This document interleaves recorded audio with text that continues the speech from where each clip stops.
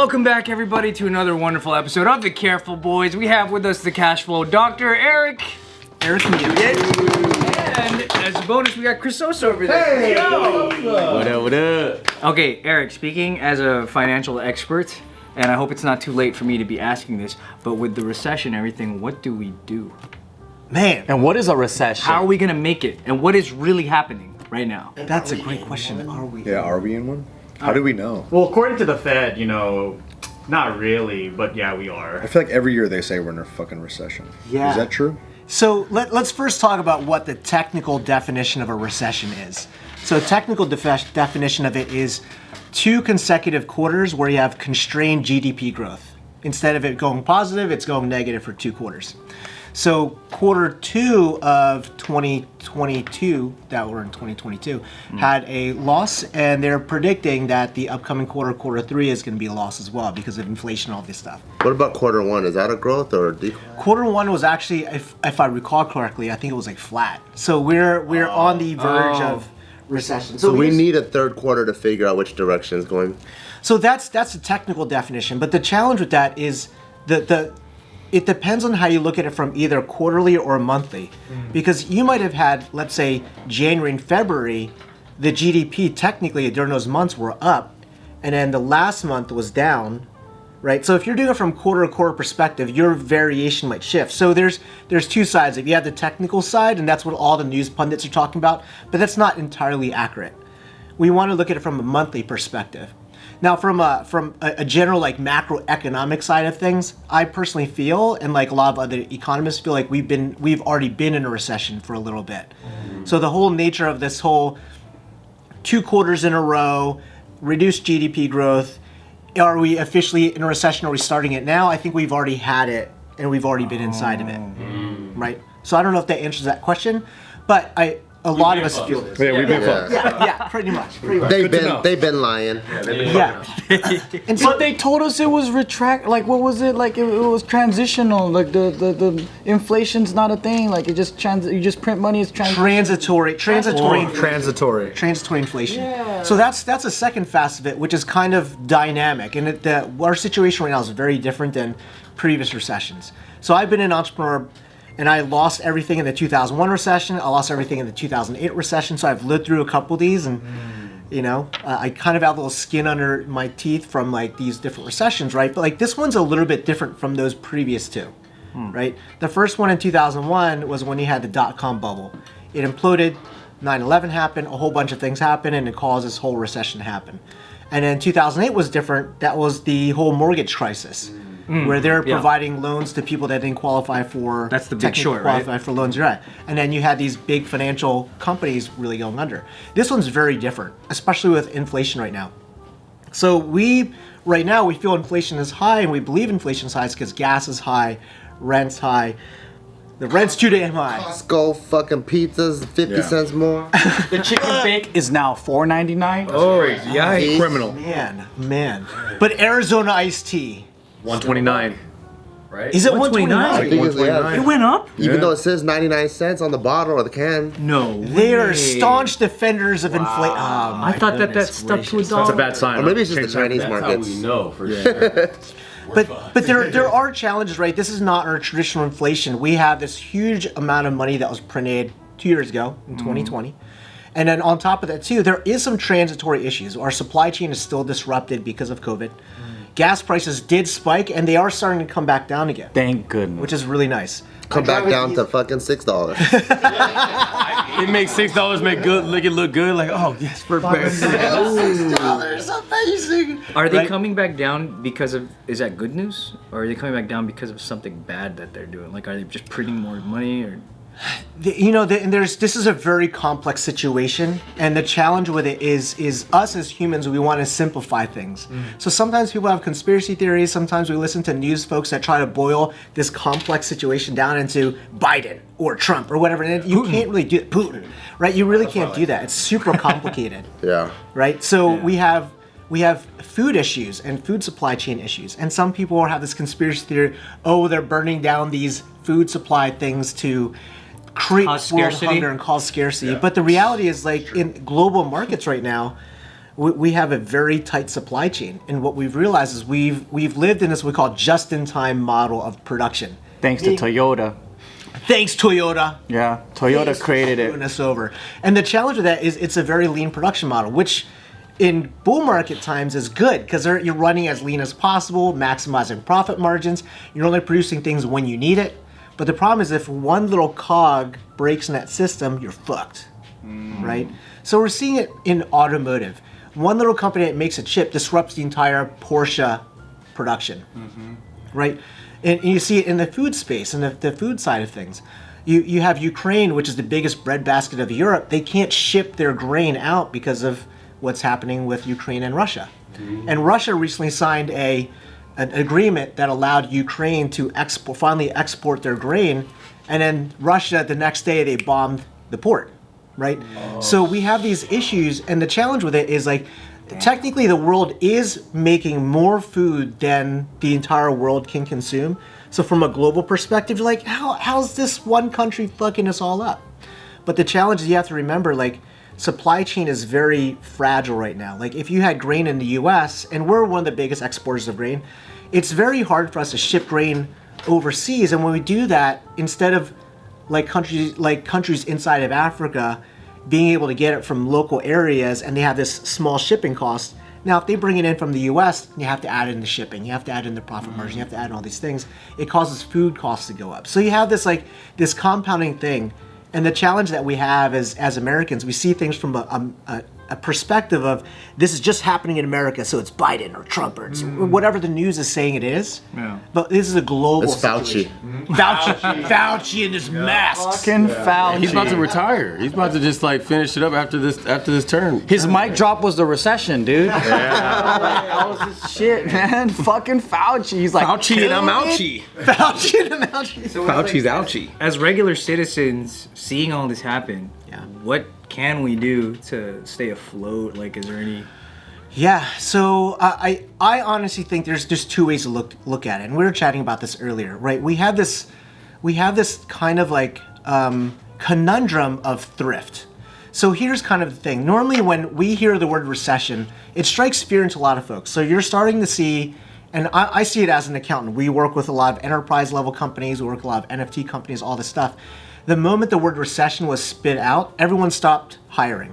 Everyone stopped expanding. Everyone stopped trying to build things because they're like, we just need to tighten up the ropes, right? So that's normally what's going to happen is all of us feel concerned that we need to save more money just in case for the rainy day. And that is important to do.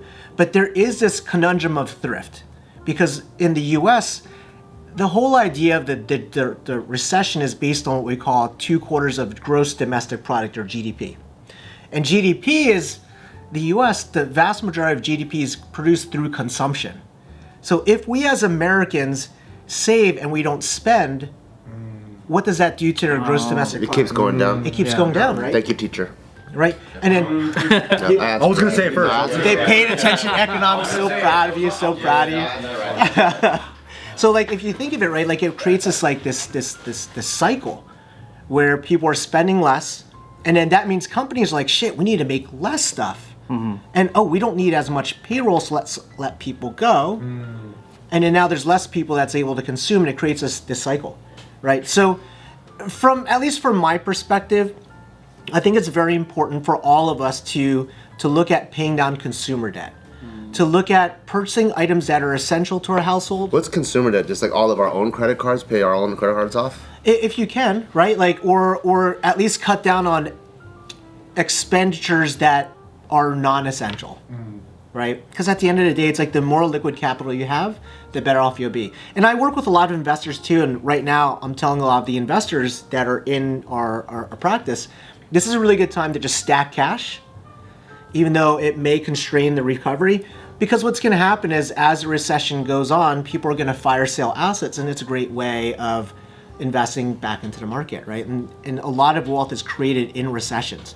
And this is a normal thing. Like the reality is in the economy, we have booms and we have busts. This is very normal, right? These are cyclical things that happen. So the more we can prepare ourselves and just at least understand the risks that are out there, like I wouldn't be in a position of taking larger risks without doing more research. right? For example, like I'm still like in my company, I'm still expanding, I'm still hiring because I see there's a lot of need for the tax and the accounting side of things. But in general terms, like for most folks, a lot of the folks that might be listening into this, I would highly recommend to start thinking about spending less on things that you don't really need, right? Still live life, still enjoy life, still do your things. But like if you're deciding on buying a $4,000 Louis Vuitton bag when you don't really need a Louis Vuitton bag, maybe hold on to that cash for a little bit longer. Just smash and grab. Like whatever. That's a good idea. That's it. Especially in We'll just do that. In California, you're not gonna get in trouble for it. Yeah, they'll let you go.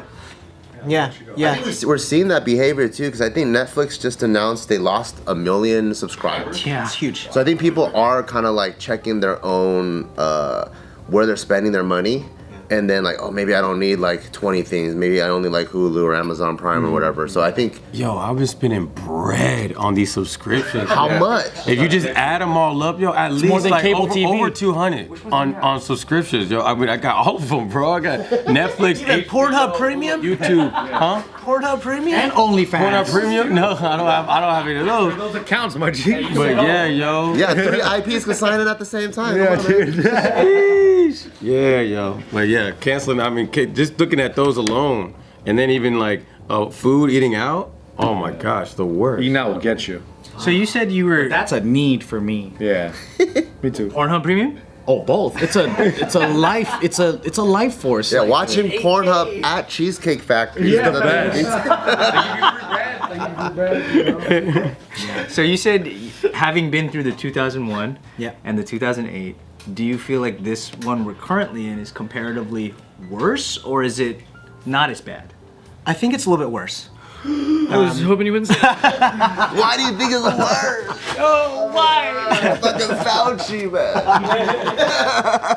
I think like let's use the word worse in a subjective framing. Let's give a little bit more context to this, right? Like the challenges that we have now are a multitude of things. We're living in a much more globally interconnected society, right? Like where people are realizing, even England, they're realizing the whole concept of nationalization and doing the Brexit was fucked up. It didn't work for them. It's costing them about $42 or $45 billion for that one decision. I didn't even know that. We're very interconnected as a society, where in 2008, 2001, we weren't as much, right?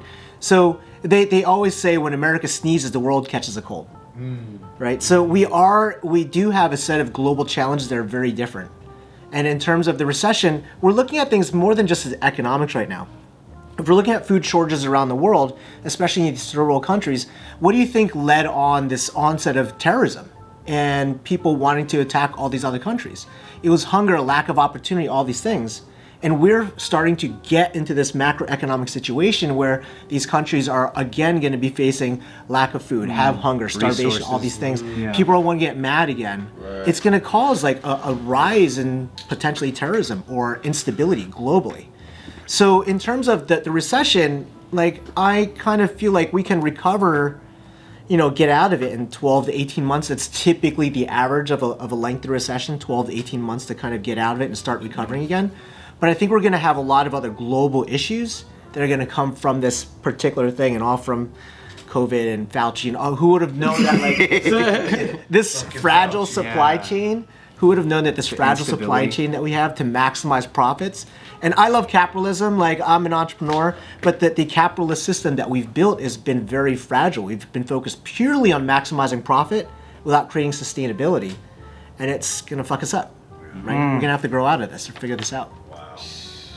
It definitely doesn't feel like we're on the up and up with things. Yeah. You know what I'm saying? So you saying this isn't really a surprise? It's like the last couple years, things have just, I mean, especially dealing with this pandemic stuff, definitely doesn't feel like this is gonna come out all sunshines and rainbows and stuff. It's like, Every restaurant you drive by, it's like now hiring. And it's like, dude, I didn't know that there's all these jobs that couldn't be filled. Which is weird because in a recession you think there's not enough jobs. Yeah. But then it's like there's so many places. Yeah. I saw a fucking Burger King. It was like, we'll give you a sign-on bonus and this, and I was like, for Burger King, dude, makes me want to go work. Yeah. Dude, yeah. King Taco has like a $15 an hour starting.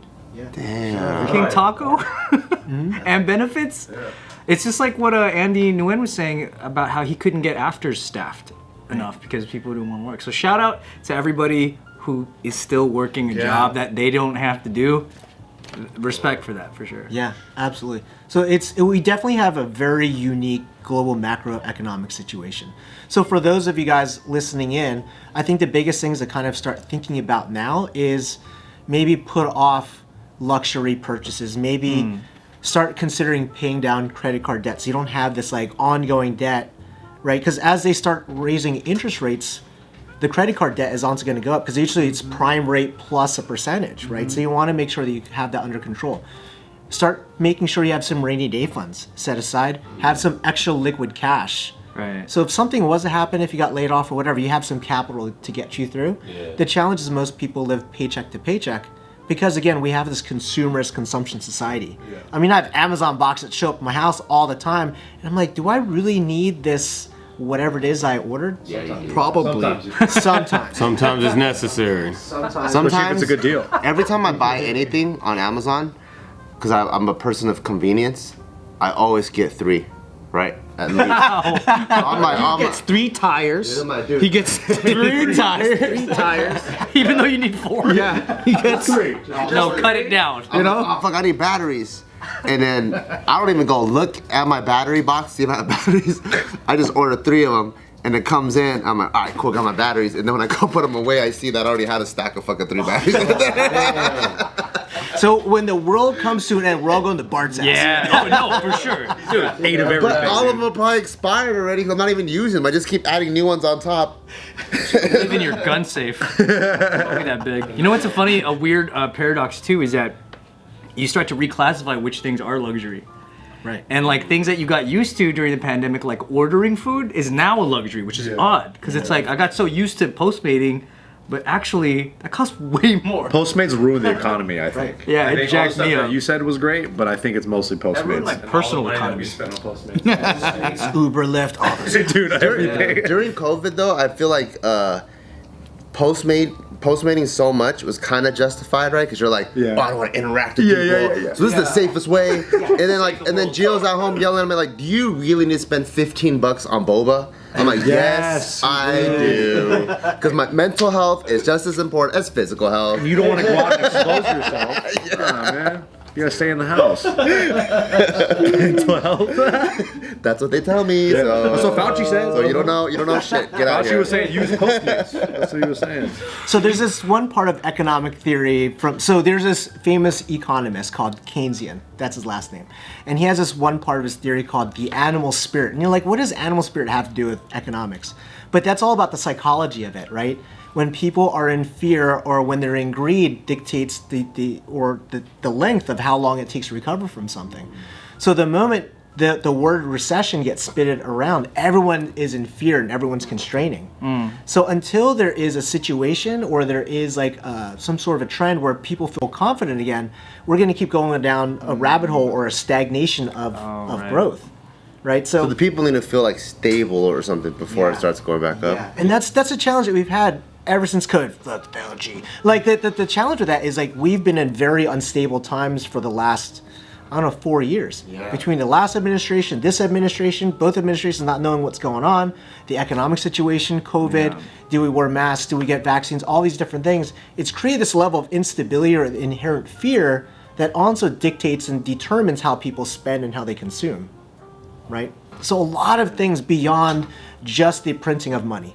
A lot of things beyond just the supply chain, right? It's like this human dynamic, which is crazy. What do you think about investments right now? You know, people that are like, right now is the cheapest time to buy stocks, crypto, real estate, whatever. You think like in a recession is a good time to start buying some things because they are like at the lowest? I mean, the idea or the notion that we're at the lowest is very subjective. Like, and again, not financial advice, do your own research. But I've spoken to and I've interacted with a couple of very wealthy folks, even a couple of billionaires, and they're all just sitting with dry powder on the side to buy in. Because they're like, it's not the lowest yet. It's not the lowest yet. Wow. Right? We still have a lot of things that need to happen. We've had a market that's done very well in the last couple of years, including because of all this growth of the money supply, that needs to have a correction, that needs to have a calming down. Again, it's that boom and bust cycle. So we're probably somewhere in the middle of the halfway down to the bus cycle. That's what I was gonna ask. Is like the last one, it was clear, the last recession, because there was a domino effect, and the stock market tanked, and then like where a lot of the homes went like foreclosed and stuff, and then people lost jobs, and then like because I was a graduate in 2009, and I couldn't get a job anywhere, because all the places that were hiring, it was taken over by overqualified dudes that got laid off of their jobs. So they were doing the entry-level college kid jobs. Some dude my dad's a car dealer at Commerce Casino. A dude with a PhD applied to be a dealer during that time. Probably because it was an anthropology PhD. Useless. My dad was laughing at him. He was like, man, I fucking came here in a container. We got the same job. Hell yeah.